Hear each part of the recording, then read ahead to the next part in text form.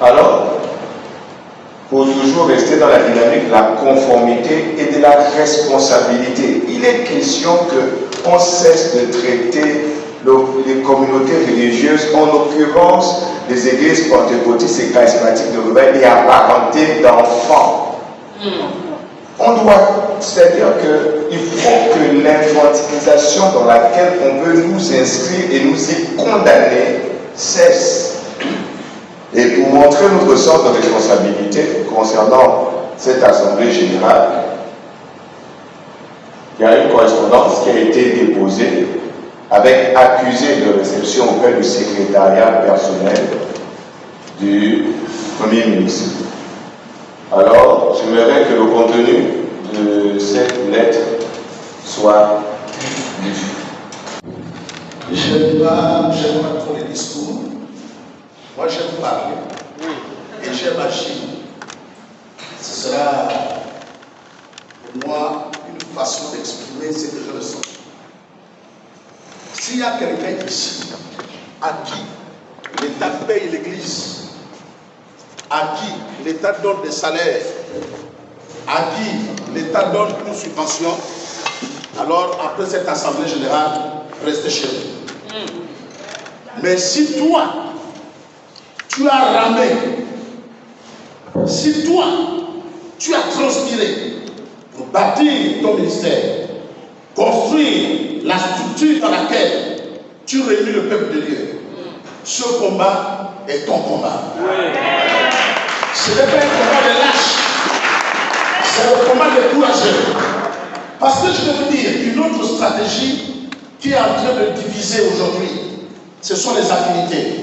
Je m'entends bien avec l'archevêque Moulaka, et si je suis chaud dans un mouvement, l'archevêque Moulaka m'a appelé pour me dire, écoute évêque, tais-toi, reste tranquille, sois sage.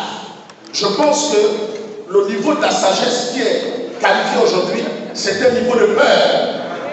Et on tourne la sagesse. La peur est devant et derrière nous la sagesse. Ça, je ne suis pas d'accord. Nous tous là, en 1990, moi j'ai fait la prison pour l'évangile. Pour l'évangile, dans la province du Haut-Ogooué, on m'a enlevé le pantalon, le caleçon, la chemise. On m'a mis dans une même salle que les frères en Christ, que les soeurs en Christ. Et les gendarmes m'ont dit, votre Dieu dit, multipliez-vous. Alors faites ça bien là-bas. Est-ce que vous vous rendez compte? À cause de l'évangile, parce qu'on avait interdit, on avait dit, aucune église de réveil. Et à l'époque, le seul nom qu'on connaissait, c'était Béthanie. Dès que tu commences à prier, on dit Béthanie. Et puis, c'est le seul nom que les gens connaissaient. Mais aujourd'hui, on a besoin des femmes et des hommes qui se lèvent et qui se tiennent plus à la brèche pour prier, mais pour combattre.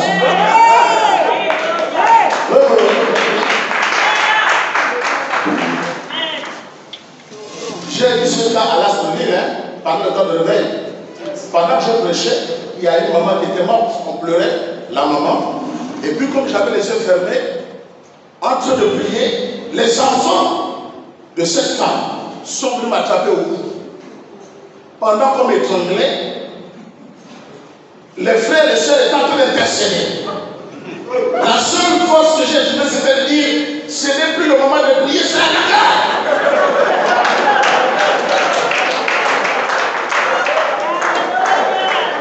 Donc il y a un temps où il faut sortir de notre idée de lâcheté, pour affronter et pour dire, amenez-moi où vous voulez, mais je fais. Ah, c'est lui. Je vais quand même lire, c'est comme un bus. Voilà. Sinon, je risque de prendre des heures. C'est notre temps. C'est le temps de l'église du Gabon. Et en particulier l'église de réveil. Montrons que nous sommes réellement réveillés. Pas que nous dormons. Non, non, non. Amen. Amen. Je vais revenir tout à l'heure. Oui. Mais laissez-moi vous lire ce qui doit être lu. C'est la correspondance qui a été adressée au Premier ministre, la voici. J'ai lu. Collectif des communautés, ministères et églises pentecôtistes et charismatiques et de réveil et églises apparentées. Libreville, le 10 septembre 2020. À Madame le Premier ministre, chef du gouvernement. Objet. Réouverture des lieux de culte. Madame le Premier ministre, nous avons l'honneur de venir présenter à votre haute bienveillance un rappel de la situation liée à l'ouverture des lieux de culte restés fermés dans le cadre de la riposte contre la COVID-19. En effet, une commission tripartite, gouvernement, copine et communauté religieuse, avait été mise en place pour examiner et adopter les modalités de reprise de nos activités ecclésiastiques. Ces travaux ont été suivis d'une visite des lieux de culte en vue de convenir d'un plan d'adaptabilité approprié. Au cours de nos échanges avec vos prédécesseurs, ce dernier nous avait indiqué que les lieux de culte devaient rouvrir leurs portes le 26 juillet 2020. Aussi, suite à votre nomination à la primature et tout en vous félicitant de votre arrivée à la tête du gouvernement, nous revenons vers vous dans le sens de la continuité pour l'aboutissement effectif des travaux sur la réouverture des lieux de culte. Il est visible que les communautés religieuses que nous incarnons souffrent de vivre sans aller adorer le Créateur dans les temples. Au risque de passer pour une insubordination de notre part, nous vous informons que nos fidèles et notre clergé tiennent à reprendre le chemin de l'Église.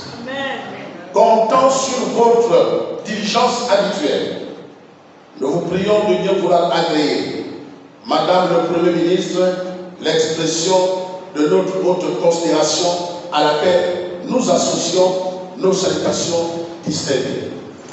Pour les leaders du corps d'église, archevêque Jean-Baptiste Moulana, je vous remercie.